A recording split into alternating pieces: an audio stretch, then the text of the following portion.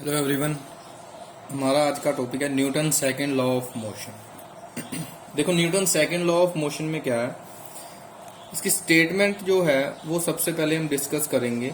Statement में क्या है, the rate of change of momentum of an object is proportional to the applied force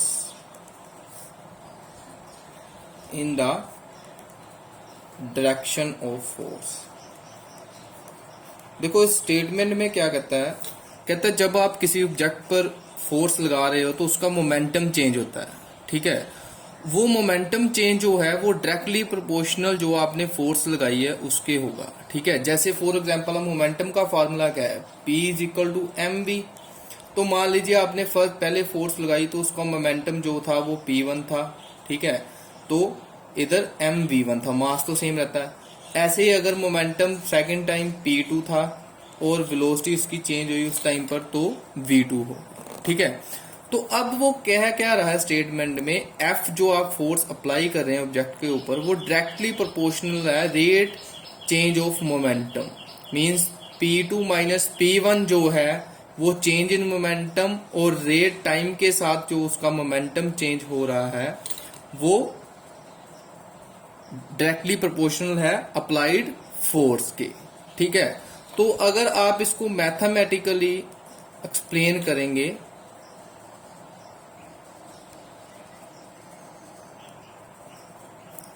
अगर आप इसको एक्सप्लेन करते हो तो सबसे पहले मान लीजिए जैसे ऑब्जेक्ट का जो मास है वो m है। ठीक है, मास ऑफ ऑब्जेक्ट हमने m कंसीडर कर लिया और इनिशियल वेलोसिटी जो है ऑब्जेक्ट की वो है u और फाइनल वेलोसिटी जो है वो है v और टाइम जो मोशन के दौरान उसका है वो t और फोर्स आपने F उस पर लगाई। तो इनिशियल मोमेंटम यहां से क्या बनेगा, जो इनिशियल मोमेंटम होगा फोर्स लगाने से पहले उसका स्टार्टिंग में जो मोमेंटम है उसकी वैल्यू हम लेते हैं P1 is equal to m u one. ठीक है, या फिर एम यू लिखो क्योंकि आपने ऊपर u कंसिडर किया। u उसकी इनिशियल वेलोसिटी और मास को अपने मल्टीप्लाई किया तो इनिशियल मोमेंटम आया आपके पास। और ऐसे अगर आप फाइनल मोमेंटम देखेंगे तो फाइनल मोमेंटम हम लिखेंगे P2mv। ठीक है, जो फोर्स लगाने के बाद उसकी वेलोसिटी चेंज हुई उसके साथ आपने मोमेंटम कैलकुलेट किया तो फाइनल मोमेंटम जो है P2 माना हमने।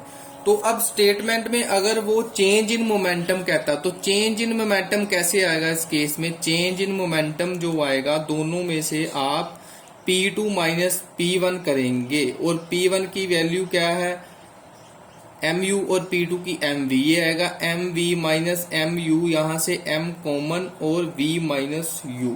ठीक है, तो अब रेट चेंज ऑफ मोमेंटम है, रेट ऑफ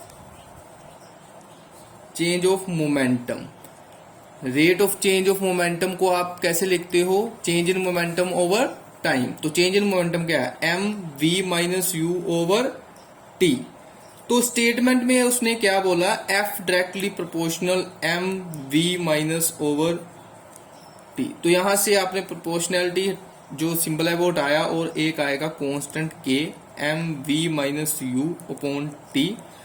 और यहां पर अगर आप एक चीज देखें जो ये है v minus you over T means rate change of velocity है वो किसके इक्वल होती है, एक्सेलरेशन के a के। तो यहां पर आप पुट करेंगे F इज इक्वल टू के एम ए।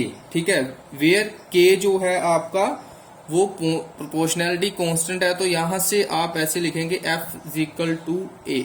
ये मैथमेटिकल फॉर्म है आपकी Newton second law of motion की, product of mass and acceleration of object is equal to force. ठीक है, यहां से ये कंक्लूजन निकाला, ये आपकी मैथमेटिकल फॉर्म है Newton second law of motion की।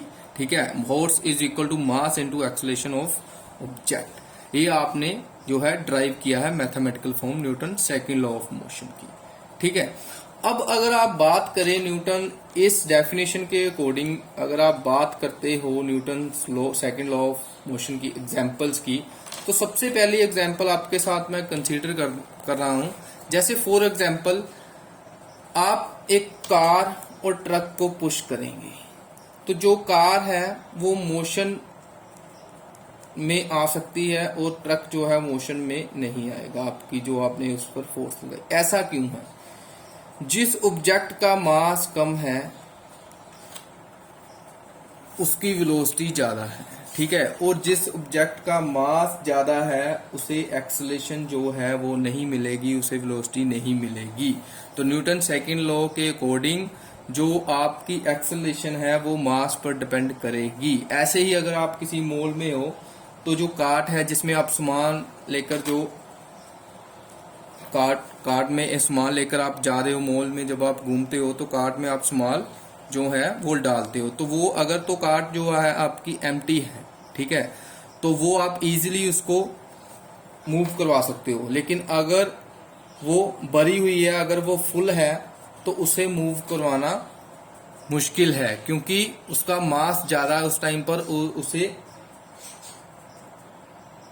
उस पर ज्यादा फोर्स लगेगा और उसको मूव कराना एज कंपेयर टू एम्प्टी के मुश्किल है, ठीक है। तो ये थी हमारे पास न्यूटन सेकंड लॉ की एग्जांपल्स और मैथमेटिकल फॉर्म।